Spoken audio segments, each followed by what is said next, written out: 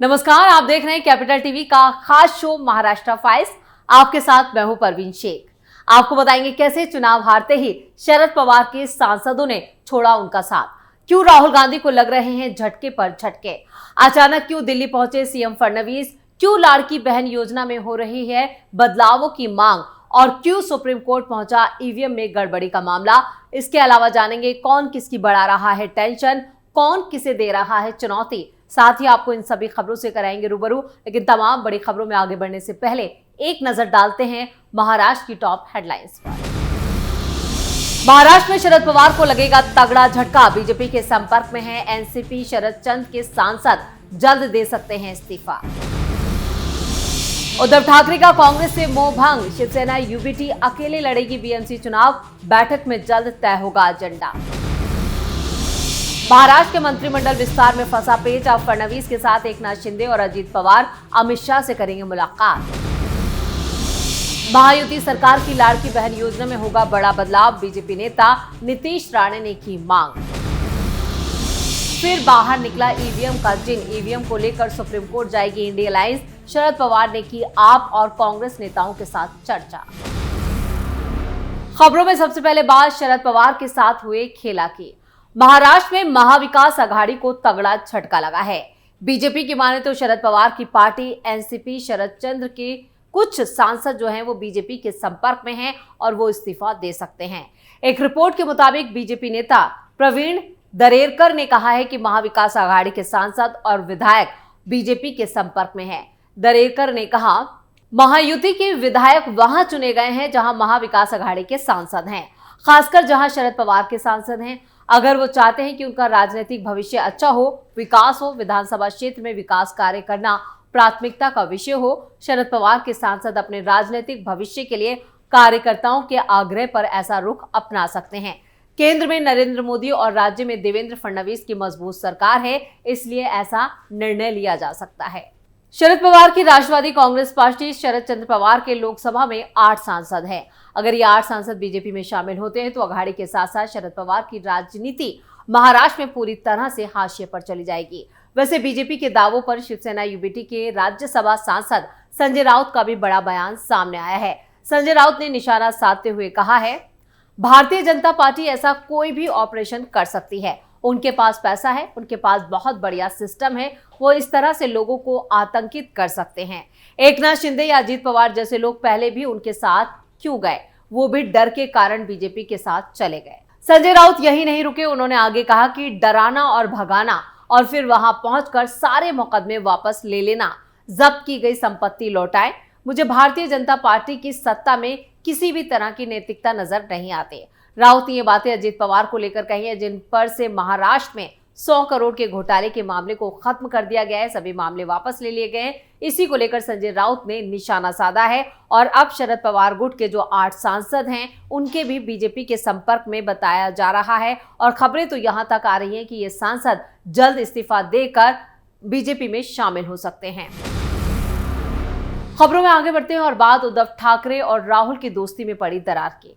महाराष्ट्र विधानसभा चुनाव 2024 में महायुति की प्रचंड जीत के बाद से महाविकास आघाड़ी में शामिल दलों के बीच घमासान जारी है, जबकि बीएमसी चुनाव को लेकर भी सरगर्मियां बढ़ चुकी हैं। यही वजह है कि विधानसभा चुनाव में करारी हार के बाद शिवसेना उद्धव ठाकरे नजर अब जो बनाए हुए हैं वो बीएमसी इलेक्शन पर नजर बनाए हुए हैं। इस बीच चर्चा यह है कि शिवसेना यूबीटी महाविकास आघाड़ी में शामिल कांग्रेस से अलग होकर चुनाव मैदान में उतर सकती है।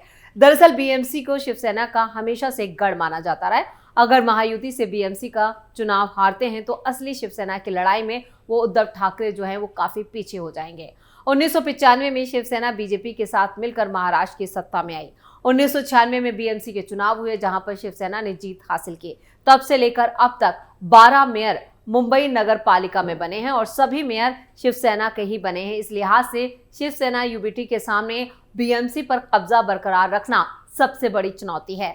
ऐसा इसलिए है कि बीएमसी जीतने में शिंदे शिवसेना कामयाब होती है तो उद्धव के लिए संगठन बचाना भी मुश्किल हो जाएगा। महाराष्ट्र विधानसभा चुनाव में महाविकास आघाड़ी की हार के बाद विधान परिषद में नेता प्रतिपक्ष और उद्धव के करीबी अंबादास दानवे ने कांग्रेस को खुलेआम कांग्रेस पर इसके लिए हमला बोला। दानवे का दावा है कि कांग्रेस के अति आत्मविश्वास की वजह से महाविकास आघाड़ी चुनाव हार गई। अंबादास दानवे ने आगे कहा कि चुनाव से पहले ही कांग्रेस के मंत्री पद के लिए कोट पैंट और सूट बूट सिलवाने में लगे थे। इस बीच शिवसेना यूबीटी के रुख से कांग्रेस को लेकर एक और बदलाव देखने को मिला है। उद्धव ठाकरे की पार्टी में इंडिया अलायंस में नेता पद के लिए सीएम ममता बनर्जी की दावेदारी को उन्होंने अपना समर्थन दिया है। मुंबई के सियासी गलियारों में इस बात को लेकर भी चर्चा है कि लोग ये पूछने लगे हैं क्या कांग्रेस और शिवसेना यूबीटी वाले बीएमसी चुनाव अलग अलग लड़ेंगे। आपको बता दें कि बीएमसी चुनाव 2022 से चल रहे हैं। बीएमसी और ठाणे नगर निगम चुनाव 2017 में शिवसेना का ही दबदबा देखने को मिला था। ठाणे की 131 सीटों में से 67 सीटों पर शिवसेना को जीत मिली थी। अब सियासी माहौल बदल चुका है। शिवसेना 2 गुटों में बढ़ चुकी है।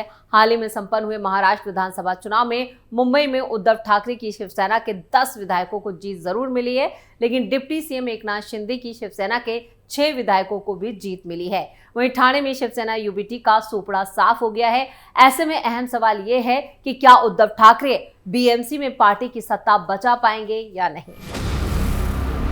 खबरों में आगे का रुख करते हैं। देवेंद्र फडणवीस सरकार के मंत्रिमंडल का विस्तार कब होगा, जिसको लेकर सियासी गलियारों में चर्चाएं तेज हैं। अगले 3 से 4 दिनों में हो सकता है कि मंत्रिमंडल का विस्तार हो जाए। इस बीच मुंबई में बीती रात मुख्यमंत्री Devendra Fadnavis, deputy CM Eknath Shinde, deputy CM Ajit Pawar के बीच बैठक हुई।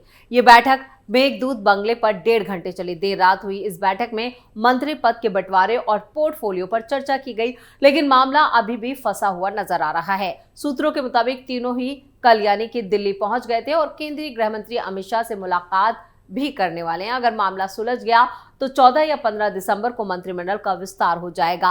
अब तय अमित शाह को करना है। वहीं महायुति के नेता कह रहे हैं कि शीतकालीन सत्र शुरू होने से पहले कैबिनेट का विस्तार हो जाएगा। खबर यह भी है कि शिवसेना के 13 विधायक मंत्री पद की शपथ लेंगे, जिनमें शिंदे सरकार के कुछ मंत्री भी शामिल हैं। बताया यह भी जा रहा है कि गुलाब राव पाटिल, उदय सामंत, दादा भूसी, शंभूराजे देसाई, तानाजी सावंत, दीपक केसरकर, भरत शेठ गोगांव, संजय शिरसाट, प्रताप सरनाइक, अर्जुन खोतकर, विजय शिवतरे, प्रकाश सुर्वे और आशीष जायसवाल मंत्री बनाए जा सकते हैं। सूत्रों का कहना है कि गठबंधन सहयोगियों के बीच सत्ता बंटवारे को अंतिम रूप दिया जा रहा है। बीजेपी से 20 मंत्री, शिवसेना से 12 मंत्री और एनसीपी से 10 विधायक जो है वो मंत्री बनाए जा सकते हैं। कहा यह भी जा रहा है कि फडणवीस गृह मंत्रालय अपने पास ही रखेंगे, जबकि वित्त मंत्रालय एक बार फिर अजित पवार को दिया जा सकता है। शिंदे को शहरी विकास मंत्रालय मिलना तय माना जा रहा है। शिंदे के डिप्टी सीएम पद के लिए राजी होने के बाद शिवसेना ने मांग की थी कि पार्टी को गृह विभाग मिलना चाहिए। हालांकि बीजेपी ने साफ कर दिया कि उन्हें गृह विभाग और शहरी विकास में से किसी एक को चुनना होगा। महायुति के सूत्रों ने संकेत दिया है कि शिवसेना को एक विभाग कम मिला है, जबकि एनसीपी की मांग 10 विभागों की थी जो उसे मिल गए हैं। अब की बार महाराष्ट्र में बीजेपी मजबूत स्थिति में, क्योंकि उसके पास संख्या बल में अपने सहयोगियों से कहीं ज्यादा विधायक है। बीजेपी के पास 132, शिवसेना के पास 57 और एनसीपी के पास यहां पर 41 विधायक है। खबरों में अब बात लाड़की बहन योजना की। महाराष्ट्र में महायुति की शानदार जीत के पीछे लाड़की बहन योजना का अहम रोल रहा है। वहीं अब इसमें बदलाव की मांग की जा रही है।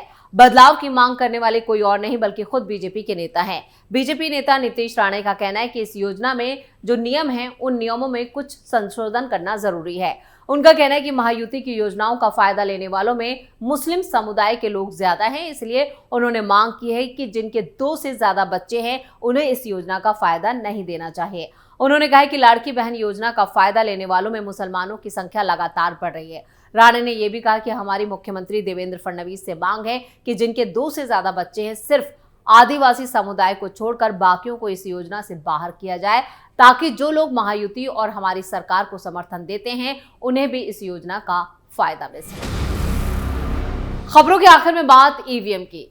चुनाव में मिली हार के बाद इंडी ब्लॉक की एक बैठक हुई और बैठक में आम आदमी पार्टी के मुखिया अरविंद केजरीवाल, कांग्रेस की तरफ से सीनियर लीडर अभिषेक मनु सिंघवी और गुरदीप सप्पल भी मौजूद रहे। बैठक में तय किया गया है कि इंडी गठबंधन ईवीएम के मुद्दे को लेकर सुप्रीम कोर्ट जाएगा। बैठक दिल्ली में शरद पवार के घर 6 जनपद पर हुई।